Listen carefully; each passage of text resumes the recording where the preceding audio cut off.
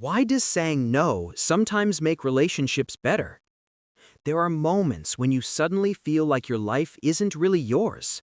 A friend's sudden favor, a coworker's request that's hard to refuse, even unreasonable demands from family. In your heart, you're screaming, "I can't," but somehow your mouth says, "Okay." And then you walk away blaming yourself. Why am I so stupid? In today's second episode of Aha Psychology, I want to offer you something a little different, a way to turn rejection into a gift for both you and the other person. Why are we so afraid to say no? And how can we protect ourselves gracefully without damaging relationships? Let's begin. Why are we so afraid to say no? To understand this, we need to look at something psychologists call rejection sensitivity. Long ago, being expelled from a group meant death. That ancient survival instinct still lives in our brains today. So when we refuse someone, we fear they'll dislike us or that we'll be pushed out of the group. But deeper than that lies the good child syndrome, the belief that we must be liked by everyone to be a good person. But let's think about this honestly. Is someone who fulfills every request really a good person?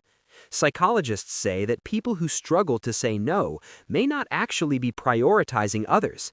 They may be protecting the image of themselves in other people's eyes. The more you say yes, the more others stop seeing you as kind and start seeing you as someone who is easy to use.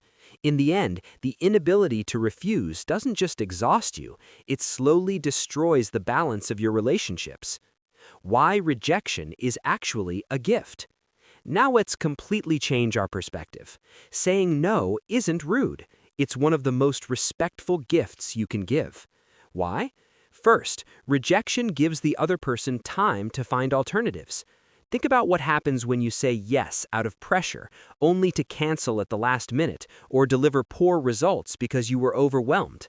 That causes far more harm. An honest no from the start is the fastest way to help. Second, rejection creates genuine relationships. A relationship where one person always says yes is not real. Only when you can say, "I'm struggling," or "I can't do this," does your real self exist in that relationship. Third, and most importantly, saying no gives yourself the gift of space and energy. When you accept only what you can handle, you can give more sincerely to the people who truly matter. After all, you need to be okay before you can help others. The three-step psychological method for saying no gracefully. So, how can we refuse without hurting the other person's feelings? Remember this three-step rejection process. Step 1, cushion the message. Acknowledge and appreciate the request. Try saying, "Thank you for trusting me with this," or "I'm honored you thought of me." This helps the other person feel respected before they feel rejected. Step 2, say no clearly with a simple reason. Avoid long explanations. The longer your excuse, the more room there is for negotiation. A calm statement like, "I need to focus on my current project so I don't have the capacity right now," is enough. Step 3, offer an alternative. Add a small gesture of support. "I can't help this time, but I can share some resources," or "I can give you brief advice next week." This makes it clear that you're not rejecting them, you're responding honestly to the situation. Closing. American writer Josh Billings once said, "Half of the problems in life come from not saying no soon enough, and the other half from saying yes too quickly."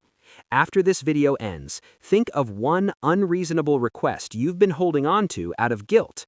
What if today you tried sending a polite but firm no using the three-step method? Your heart might race at first, but in that moment, you'll be reclaiming ownership of your life. I wish you healthy relationships and a stronger, more grounded mind.